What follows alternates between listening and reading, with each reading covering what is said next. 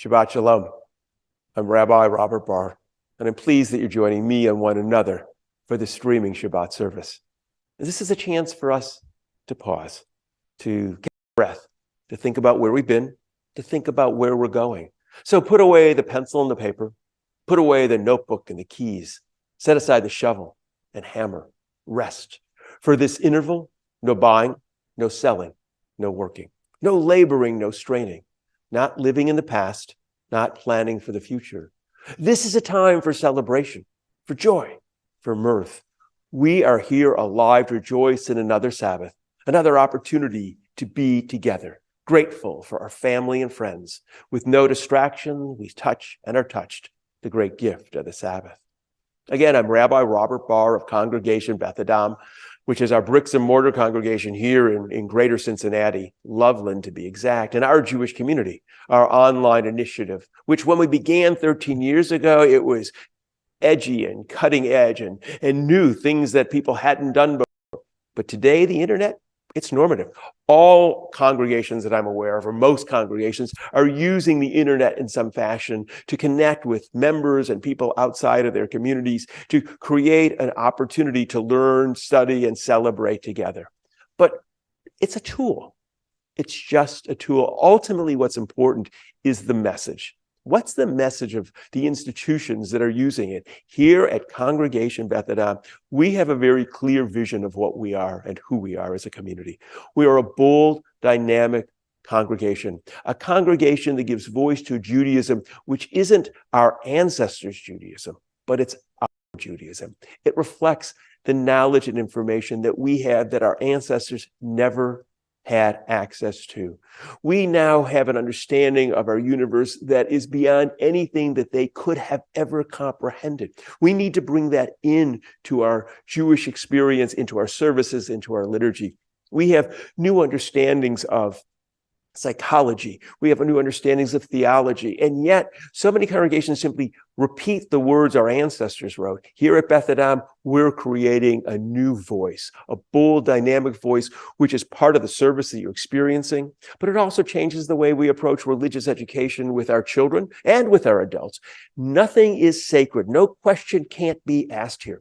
We push and explore and learn. We want curious people to be part of our community. We want to create strong, curious students so they ask questions, because in our religious school, we are teaching kids who are going to live into the 22nd century. We have an obligation to them and to the generations to come, that we offer the best that we have, not simply repeating that which somebody else wrote. That's what we do here, and you're a part of it. I'm delighted you're sharing with us this streaming service. Streaming services mean a couple things. It means that I can record a conversation with somebody and bring it into our service when, right now, because they weren't available. They're not available now. So we're going to do that later with Gary Heaton, who I will be talking to later in the service. It means that you don't have to watch a service at 7 o'clock when we post it. You can watch it when it's most convenient. It means you can chat with one another. It means you can let us know where you're participating from. So I'm glad you're here. I'm glad we're sharing this Shabbat together. So we continue the service with the lighting of the Shabbat candles. On this Shabbat, we create our moment in time. We pause to reflect upon our yesterdays and tomorrows, to renew our ties with family and friends, to restore our energies, to refresh our spirits. As the sun descends, the shadows lengthen. The direction of the day gives way to the stillness of night. It's time now for us to see, not with our eyes, but with our hearts and minds. As the day gives way to evening, it's time for us to welcome the Shabbat. The candles stand before us, waiting to be lit. We recall our ancestors as we too seek to dispel the darkness and banish the cold, to bring glowing softness, warmth, and safety into our homes. May the dancing flames of these candles kindle warmth within our hearts, wisdom in our mind, passion in our souls. Baruch ha'or ba'olam, blessed is the light within the world. Baruch ha'or ba'adam, blessed is the light within each person. Baruch ha'or ba'shabbat, blessed is the light of the Sabbath.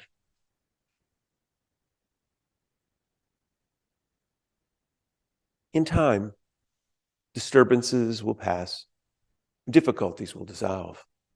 In time, aggravations will be forgotten, obstacles will be overcome. In time, we will find solutions even to our most pressing concerns. Mountains move, even disappear. Clouds part, revealing an ever-present sun. In time, moments of desperation will give way to an inner calm, and through others, we will find comfort from our fears. In time, may we find ways to accept life's unending turbulence completely and move gently forward in time. So I said a little bit before that being online and using technology allows us to record a conversation and bring it forth into this service. I recorded a conversation with Gary Heaton about electric cars. He spoke a Sunday morning at a Sunday morning adult education. It was fascinating. And I asked him to stick around after his presentation and do a conversation with me so I could share it with you online. I hope you find it as fascinating as I found it. So I am very pleased that Gary Heaton, who is the president of Drive Electric Cincinnati, is sharing this service with us this evening. We were fortunate to have Gary speak to our congregation, to our adult education and people online about electric vehicles. It was wonderful and it was fun. We had a chance to get out there and people drove them. So how did you get into electric vehicles? Because when you presented, you clearly had a wealth of knowledge. So I got into electric vehicles I had been interested in electric vehicles for years, but the technology was improving over time. And it wasn't until an EV that was a reasonable price point with enough range to do a round trip to grandma's house without charging that I really started looking into it seriously. So that was in 2017. I got a Chevy Bolt, all electric with around 250 miles of range. And I love driving it. And so then I got more into it. I started connecting with the local community and of other EV drivers. And then we kind of teamed together with Drive Electric Cincinnati, that organization of enthusiasts of EV owners, to then do education and do events like ride and drives. Because what we found is that proverbial butts and seats is actually the best way to get people interested, because the benefits of electric cars from an environmental or carbon reduction point of view are kind of theoretical to people. Right. But if you can actually sit in an electric car and push down the accelerator and feel it take off and have a great driving experience, oh, wow, okay, this is fun, right? It gives another dimension that you really need to feel to fully appreciate. So we started offering up opportunities like that for people who are curious about electric cars, but weren't too sure. And so if they come to one of our events and they ride or drive an EV, then they're much more likely to at least think about their next vehicle purchase being an electric car. Well, I saw it. I have to say, I watched people smile as they were getting out of the cars. They were going, yes, that was so cool. Exactly. And what was nice about it, I don't think anyone felt like, because people go to a showroom, you think you're being sold. Right. Here, these are people who just enjoy driving their cars. So those of us, or those of you who weren't here at the experience, maybe you can find a friend who has an electric vehicle and encourage them to let you drive it.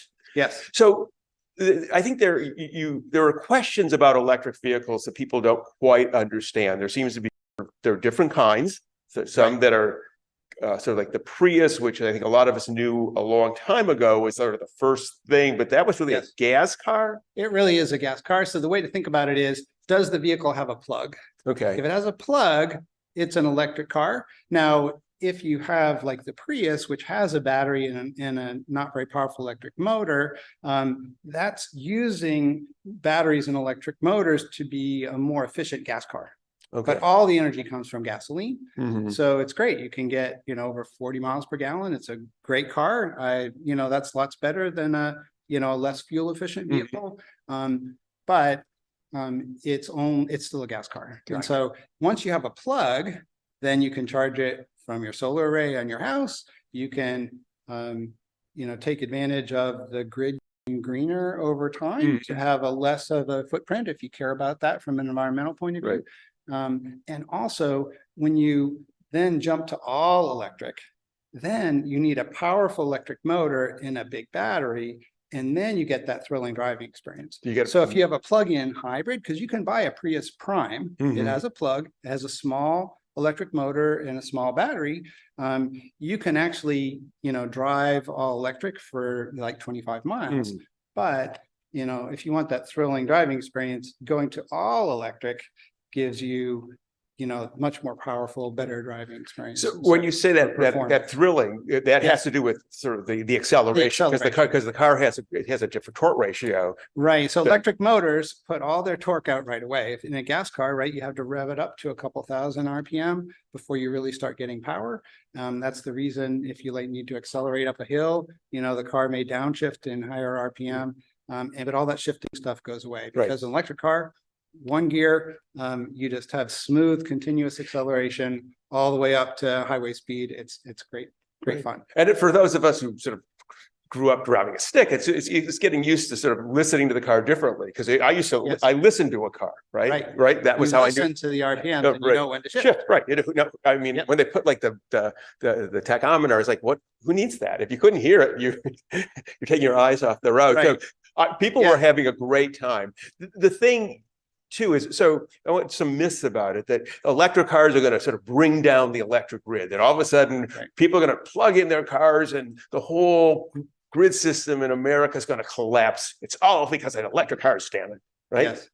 So for this one, it's not possible for everyone to plug in their electric car all at once with millions of cars, because they haven't been manufactured yet, right? So right now, all the electric cars in America charged from the grid take only 0.2%, Wow. 1/5 of 1% of the total. So really, it doesn't move the needle very much. What really moves the needle for the grid is air conditioning. And as we have more global warming, higher temperatures, that's actually the main thing that the utilities need to worry about, is having capacity to meet air conditioning peak loads. But with electric vehicles, the great thing about them is that you don't have to charge them during peak times. If you can charge at home, you charge off peak time. And so you just use existing generation capacity. So it is true that when most of our transportation is electric, over a decade from now, then you will need more generation. But the utilities plan their capacity over periods of years just fine. It's not an issue for being a risk to bring down the grid. And some folks will even say that EVs can help make the grid more resilient, because we already have, for example, electric school buses that are plugged in with bidirectional chargers, so that if the bus has finished its routes for the day and it's 4 p.m. and it's super hot out and there's a big peak load on the grid from air conditioning, power could come out of the electric bus batteries to help meet that peak demand for the grid. And then the bus battery would replenish that overnight. And so it can actually help the grid be more resilient, rather than being something that would be threatening to the grid. And given that it's really AC that's really the problem, that maybe we have to deal with AC as the problem versus blaming electric vehicles as the problem, that we're focusing on the wrong issue. Yes. And unfortunately, with air conditioning, when you need it, you need it. Right. And so it's harder to, defer that to off peak. EVs are actually an advantage in terms of loads, because you can, for many people, charge at an off peak time. Okay. So good for that. You talked about safety, that EV vehicles are safer than standard. Yeah. So essentially the way to think about that is that with an EV, you have the battery pack, which is really heavy, is the floor of the vehicle. It's very low, so you have a low center of gravity.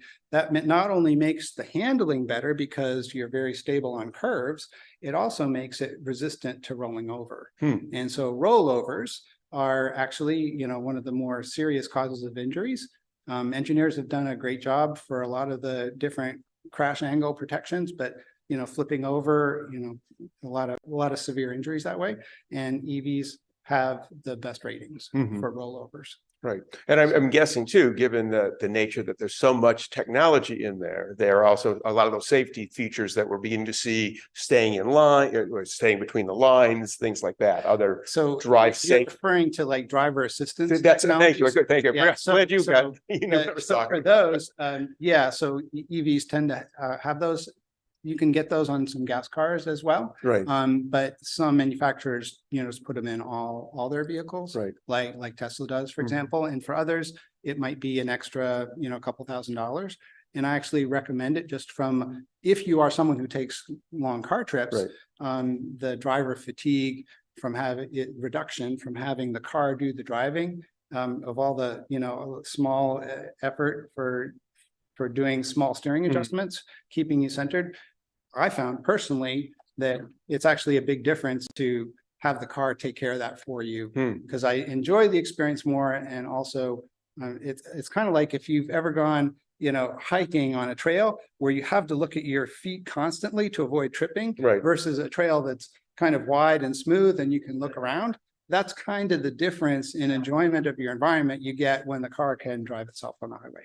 That's interesting. So what about the negative impacts? I mean, or perceived negative impacts. I think people, and it got raised in the conversation, people think that, where does the electric come from? I'm driving my car, it doesn't seem like I'm doing a lot of polluting, but if I plug it in to some big, gas powered or coal powered electric plant, so I'm spewing more toxins out. If I drive my car, it's not so bad. So people, so EV drivers are very aware that their electricity that powers their car has to come from somewhere. And if it comes from the electric grid, then the electric grid will have some emissions involved in producing that power.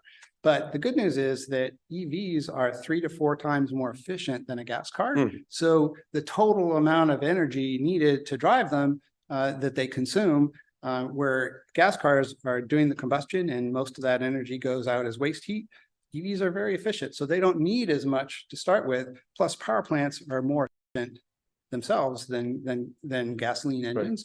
And so that combination means that even if your EV is charged from a grid that's mostly fossil fuel powered for generation of electricity, you are still more efficient, less carbon output, less emissions than a gas car. Okay, so that's another question comes up is, so where are we getting the materials to create the batteries? And then when it's all done at the end of the life cycle of the battery, aren't they just going to create more problems? So the beginning of the battery and the end of the battery seems to be a problem. So this is one of those where, for a lot of these concerns, there really is a grain of truth. So there really is an environmental impact from mining the raw materials to make batteries.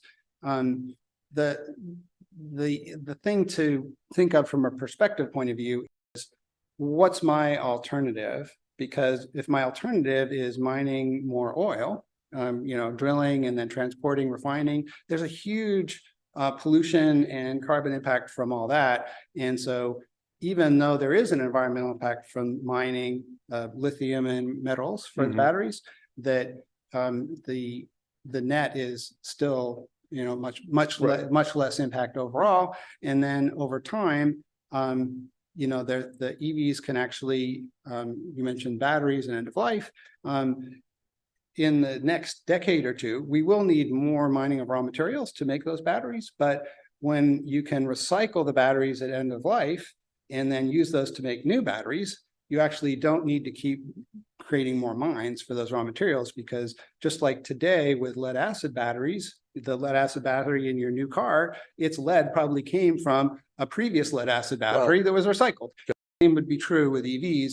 So in the long term, you have an opportunity to have this, round trip ecosystem for battery materials that's not possible with fossil fuels, because you just burn them up and have to drill new ones. Right.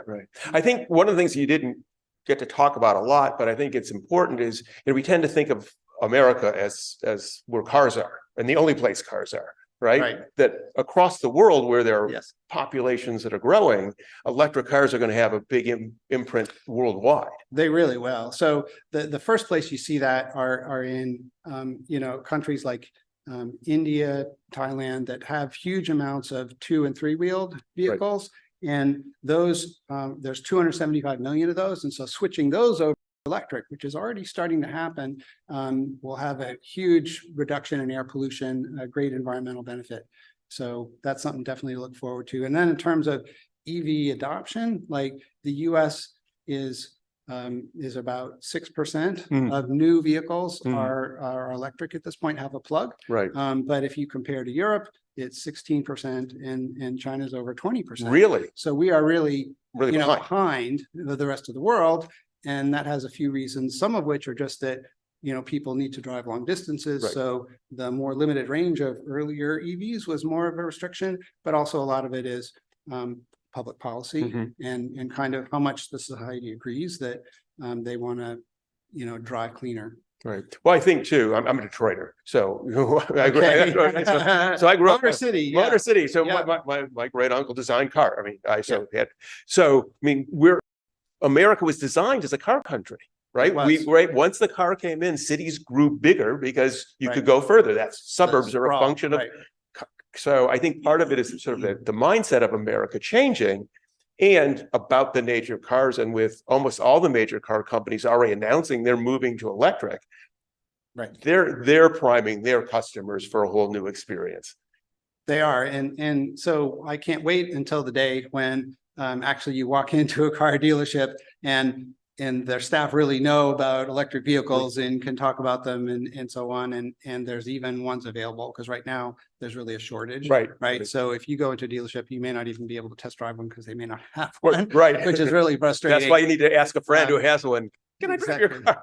Exactly. So so hopefully we'll get through that, and we'll see actually big improvements in EVs and their availability, in the next few years. And I think the other challenge that I know for me, I happen to live in a condo. Yes. And one of the big issues is, and people who live in apartments, is if you live in your own house, you can put a charger maybe in your garage. But if you're living in a condo community or an apartment, particularly buildings that are built older buildings, nobody thought about wiring them to charge. And what does that mean? Does every slot get its own charger? Do you rotate cars? How, when you pull into a garage, how's that going to work? And I think that's going to be a big conversation we're having. It is a challenge. Actually, it's one of my frustrations is that I kind of have to, when I talk to people about driving electric and point out it's not really that big an adjustment, it's not too hard if you can charge at home. Right. It's actually more convenient to own an electric car than a gas car if you can charge it at home. You never go to gas station again. It's great. It's like having $1 a gallon gas station in your garage, right? It's super convenient. But if you can't charge at home, then you have to find public chargers. If you're lucky, you have an employer who can provide charging at work. So I'm driving to work anyway. I just plug in. It's kind of similar in convenience to charging at home. But if I don't have that and I have to go to public chargers, then it's a bit more work. Maybe I can, if I go for groceries at Walmart, I can plug in while I'm there and come back with a full charge. But you need to do a little bit of homework that if you're just buying a gas car, you don't have to worry about it. So I'd love to have it easier for people who can't charge at home to buy EVs. Multi-unit dwellings in general really need to step up and install charging infrastructure so that people can charge. And I've talked to people at condo associations who've been super frustrated because even if there's garage or carports, then they'll have rules that say, oh, you can't charge electric cars because they don't have a way to meter separately the outlets in the shared parking. So it's like, oh, there are all these barriers. So it will take time to work through those. My assessment, and I know so little about it, but I have to imagine that the same issues we're having now we had when gas stations were coming online, right? Remember, if you look at old pictures when cars first came on, and the horses, somebody had to actually walk in front of the car to warn people that there was a car coming. And all of a sudden we figured out how to manage that. So we're at the beginning of technology, and both the market as well as people who have a vested interest in it are going to figure some of these issues out. I got to imagine the electric companies are trying to figure out too how to maximize their profits, how to service a need that's now coming online for them. Yes. And so I've talked with my local utility, and they are thinking about things like discounted charging programs for EV owners and incentives to have them charge off peak. So, it's not it works well with existing capacity on the grid. So I think that's something, as EVs become more common and there are more people working on making the ownership experience easier, that some of these things will work themselves out. At some point, there's going to be wireless charging too. I can charge my phone without plugging it in. That's right. So there's got to be a way, if I could, There is. I'm not smart enough, there already is a charging. So basically it's a pad on the floor of your garage or Right. parking place, and you just pull over it and it wirelessly charges your car. Mhm.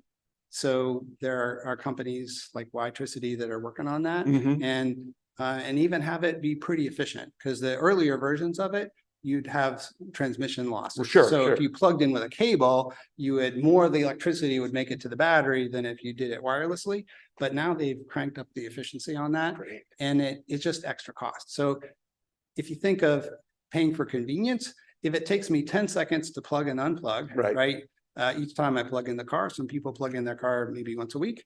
How much am I willing to pay for that? Right. If the answer is, oh, my wireless charging solution that I can buy is, $3,000, then it's like, is it worth that much more for convenience? Got it. Where you will find, I think, wireless charging first will be things like rideshare taxis, right? Where there's like a parking lane where the taxis line up at the airport to get the next ride. And if you have wireless charging there, you could just wirelessly charge as you move from place to place. So there will be some pilot efforts like that, I think, first for wireless charging for EVs, but it is coming. You're absolutely right. Your intuition was correct. Good. To me, it's very exciting. I think I love the presentation today. I love the conversation. To me, I think we're all watching a transformation in society. It's a little scary. It's a little bumpy. We're always going to have figure reasons why we shouldn't do it. But it's those of us who might be a little scared. I said to somebody, I'm still not used to putting money in an ATM.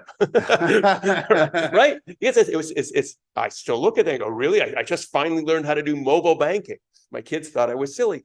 Right. But it's here, and electric cars are here. They're exciting. I mean, I have to say, everybody who got out of the cars had a smile on their face. They were going, that was so cool. That was exciting. They hadn't experienced it. So I really appreciate you taking your time tonight to share this with us here, and taking your time on the Sunday morning to the congregation, and what you're doing in our community. It's so important, and it's wonderful. So thanks so much. Well, thank you for inviting me. It's been fun. Great. Well, you all take care. Ask a friend, get a ride. It'll be a blast. Having Gary here, as well as others, people actually brought their electric cars, and we were able to drive cars after that Sunday morning adult education. Learning about the electric cars, experiencing the electric cars really piqued my interest. So I hope Gary piqued your interest. Perhaps some of you are thinking about getting an electric car, or thinking about what it would mean if how it's going to change our world. So it was a great conversation. I'm sure you're going to read more about electric cars in the years to come. It really is something that is going to be transformative in the way we live as Americans. We live across the world. It is change that is coming. If you're a little bit hesitant, take this as an opportunity to learn, because at some point, I'm guessing most of us are going to have an electric vehicle. So we're going to continue our service with the sharing of wine. We celebrate the fruit of the vine and bounty of nature as we lift the cup. For we're part of nature, which gave us birth and continues to sustain us. Even as we depend upon nature, so do we influence its course. Through the search for understanding, we've gained the knowledge to shape our world. Guided by the best of human wisdom, the compassion of our spirit, we accept the responsibility which rests upon us. May the taste of the wine, juice, stir within us a reverence for nature and a respect for human endeavor. Bruchim chachayim ba'olam, blessed is the life within the world. Bruchim chachayim ba'adam, blessed is the life within each person. And we say, l'chaim, to life. Well, I'm delighted you were able to share this Shabbat service with me, to each other. Learned a little bit about electric vehicles. Maybe you're going to go now and do a Google search and learn more about electric vehicles. Or perhaps some of you are going to say, I want to go take a test drive. So that's part of what we do here. We explored what it means to be a modern person and the changes that we're all witnessing to and we're all participants in. If you enjoyed this service and you want to learn more about Beth Adam or learn more about what we're doing, go to bethadam.org. That is the best place to go. You can see our upcoming events. If you go to Learning Adult Education, you'll see the upcoming adult education speakers. If you go to About, you can learn about Beth Adam's history, a little bit about our history. You can learn about our sanctuary. You can learn more about me. You can learn about the philosophy of the congregation. bethadam.org, best resource you have to learn more about the congregation. And we conclude this service with the words we close with each week. May we know blessings those who are near. May we know blessings those who are far. May the Sabbath bring its goodness to everyone soon, wherever they are. May we know blessings to the day, and may we know blessings to the night. May health be for our children and for all people, and all things soon be right. May we know blessings in our comings, and may we know blessings when we depart. May we live each day with peace and wisdom in each heart. Ken Yehi, let it be. Shabbat Shalom.